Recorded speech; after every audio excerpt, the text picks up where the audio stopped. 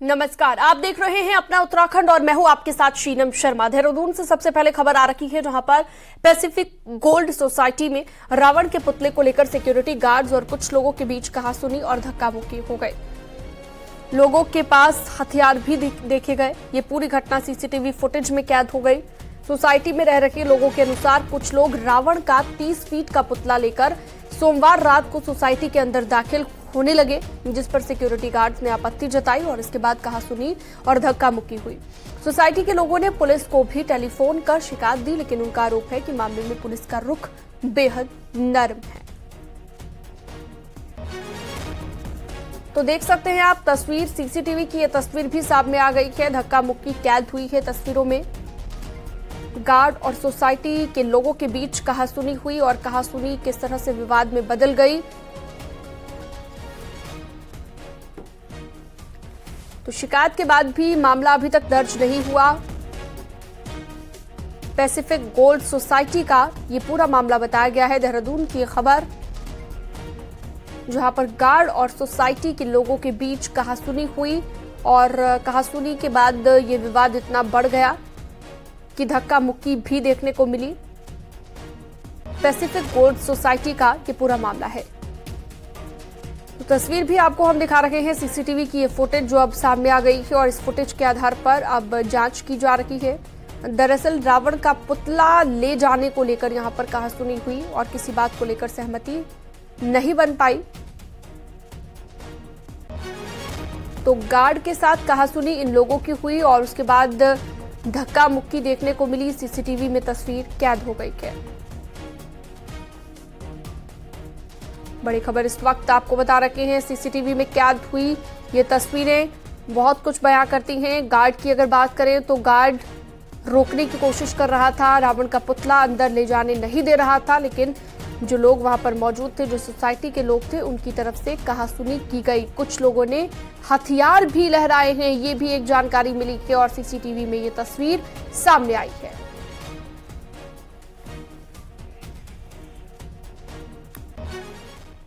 आगे बढ़ते हैं, चमोली से बड़ी खबर। बद्रीनाथ धाम के कपाट बंद होने की तारीख तय हो गई है। बद्री विशाल के कपाट 18 नवंबर को 3:33 पर बंद होंगे। शीतकाल के लिए बद्रीनाथ धाम के कपाट बंद होंगे। वहीं आज कपाट बंद होने की तारीख तय होने के बाद मंदिर प्रशासन तैयारियों में जुटा हुआ है। तो दोपहर में 3:33 पर बद्रीनाथ के कपाट बंद होंगे। 18 नवंबर को धाम के कपाट बंद कर दिए जाएंगे और शीतकाल में 6 महीने के लिए ये बंद रहते हैं कपाट। ऐसे में अब वक्त आ गया है कपाट बंद करने का। 18 नवंबर को बद्रीनाथ धाम के कपाट बंद कर दिए जाएंगे।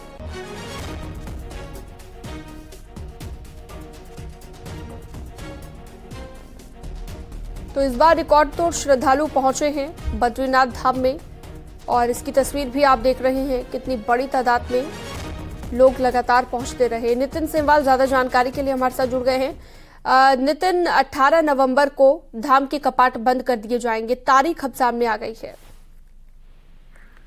जी निश्चित रूप से 18 नवंबर को लगभग 3:33 पर भगवान बद्री विशाल के कपाट शीतकाल के लिए बंद कर दिए जाएंगे और आज विजयदशमी के पावन पर्व पर ये तिथि घोषित की गई है और हर वर्ष विजयदशमी के पावन पर्व पर ही बद्रीनाथ धाम में भगवान बद्री विशाल के कपाट बंद होने की तिथि घोषित की जाती है।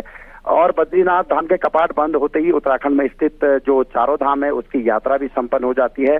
तो अब आखिरी चरण में जो चारों धाम की यात्रा है वो अब शुरू हो जाएगी और 18 नवंबर को बद्रीनाथ धाम के कपाट बंद होते ही उत्तराखंड में स्थित चारों धाम की यात्रा भी संपन्न हो जाएगी। जी ठीक है, बहुत शुक्रिया तमाम जानकारी के लिए आपका नितिन। वहीं यमुनोत्री धाम के कपाट बंद होने का शुभ मुहूर्त तय हो गया है। 15 नवंबर को भैया दूज के पर्व पर धाम के कपाट बंद होंगे। सुबह 11:57 पर कपाट बंद होंगे। तीर्थ पुरोहितों ने पूजा अर्चना के बाद मुहूर्त निकाला। यमुनोत्री धाम के कपाट शीतकाल में 6 महीने के लिए बंद होंगे। वहीं कपाट बंद होने के बाद खरसाली में मां यमुना की पूजा अर्चना होगी। वहीं यमुनोत्री धाम के कपाट बंद होने का शुभ मुहूर्त निकलने के साथ ही कपाट बंद होने की तैयारी भी शुरू हो गई है। शीतकालीन प्रवास से आप भैया दूज के पावन पर्व पर मां यमुना जी के कपाट बंद होते हैं और इस वर्ष भैया दूज का जो पावन पर्व है वह 15 नवंबर 29 गते कार्तिक बुधवार को अपराह्न 11:57 पर अभिजीत मुहूर्त मकर लग्न की पावन बेला पर श्री यमुनोत्री धाम में मां यमुना जी के कपाट 6 माह हेतु बढ़ा दिए जाएंगे और इसके बाद मां यमुना जी का पूजन दर्शन, मां यमुना जी के शीतकालीन प्रवास खरसाली कुशीमठ में आप सबको सुलभ हो पाएंगे। और इसी दिन मां यमुना जी की डोली अपने भाई शनि महाराज की अगुवाई में यमुनोत्री धाम से खरसाली कुशीमठ के लिए प्रस्थान करेगी।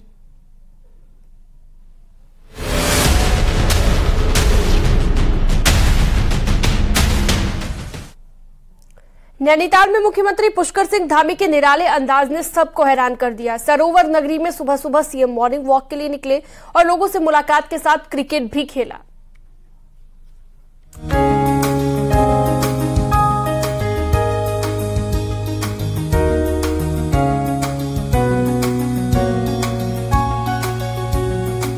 सीएम पुष्कर सिंह धामी अपने अलग अंदाज के लिए जाने जाते हैं।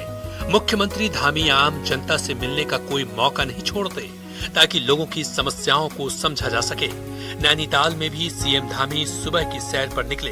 इस दौरान माल रोड पर मुख्यमंत्री ने आम लोगों से मुलाकात की और उनकी समस्याओं को जाना। वहीं मुख्यमंत्री ने सफाई कर्मियों से भी बातचीत की। इस दौरान सीएम चाय के ठेले पर गए, जहां सीएम ने खुद चाय बनाई और लोगों को पिलाई। इस दौरान सीएम ने चाय पर भी चर्चा की। सीएम ने स्वस्थ रहने का संदेश भी दिया।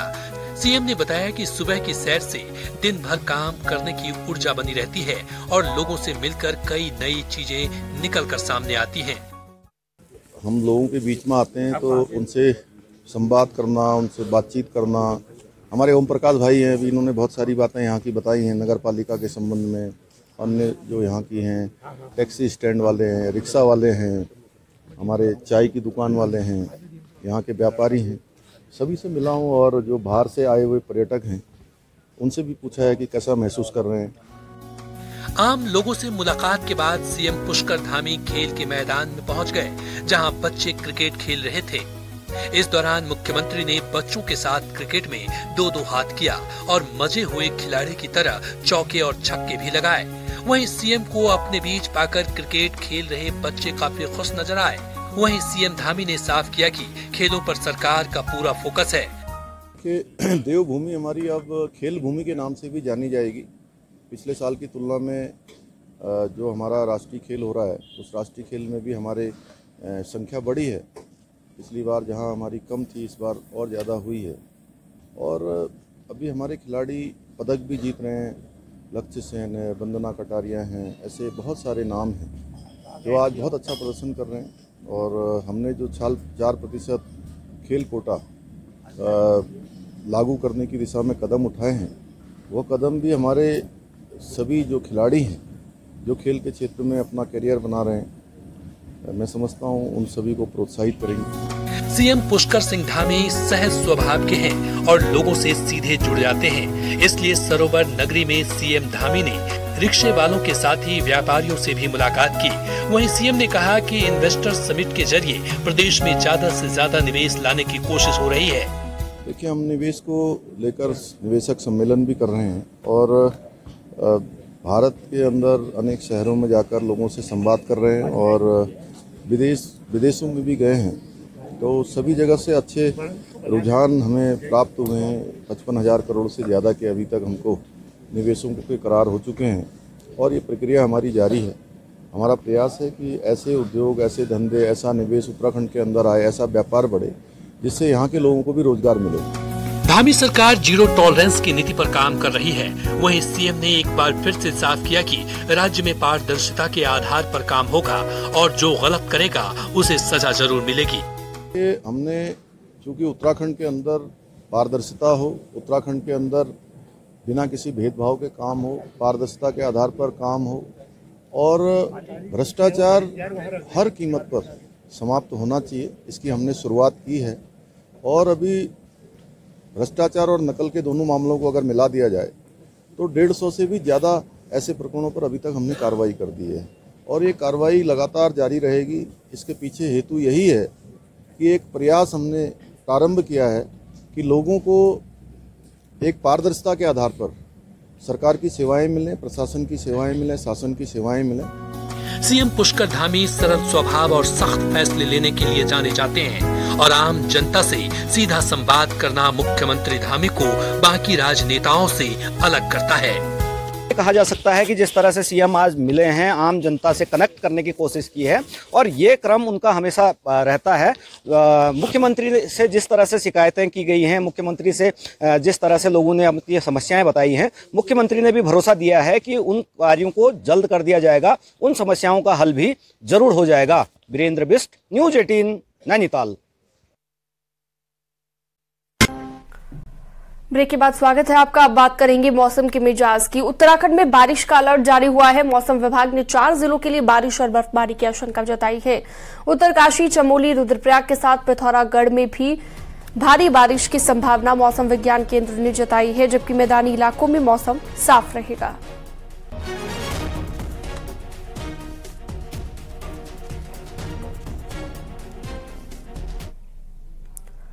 उत्तरकाशी में सुवाखोली देहरादून सड़क खस्ताहाल है। 1.5 साल से अलमस्त बैंड के पास पुल बन रहा है, लेकिन पुल का काम काफी सुस्त गति से चल रहा है, जिसकी वजह से रोड भी खराब है। ऐसे में लोगों को आवाजाही में काफी दिक्कत हो रही है।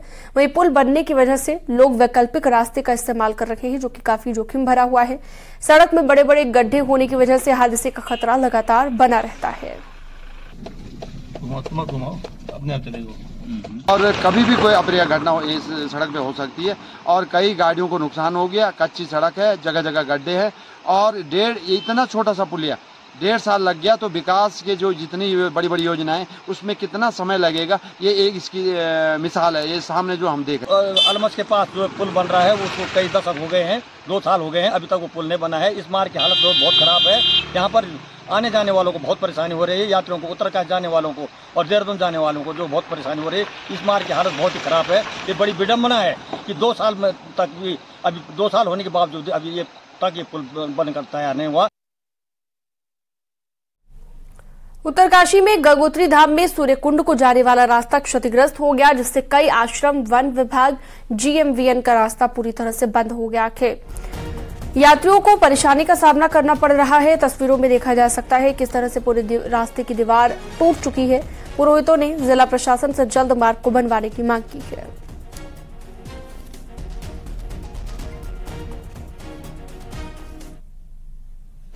राष्ट्रपति भवन, सूर्यकुंड, आर्ट गैलरी, दंडी आश्रम, PWD गेस्ट हाउस की ओर जाने वाला रास्ता केदार गंगा पुल के पास क्षतिग्रस्त हो गया।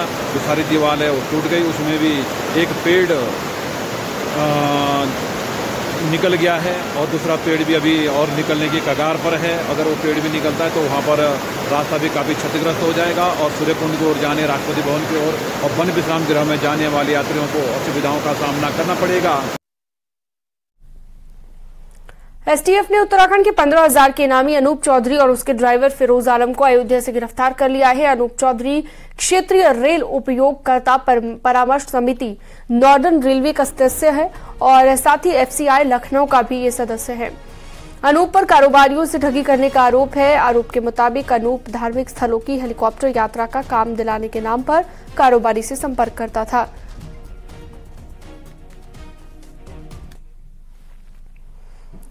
दिल्ली की तर्ज पर राजधानी देहरादून में ट्रैफिक कंट्रोल के लिए ऑड इवन व्यवस्था लागू करने पर अभी विचार हो रहा है, लेकिन इससे पहले ही सियासत भी शुरू हो गई है। जनता के मुद्दे पर बीजेपी और आम आदमी पार्टी आमने सामने है।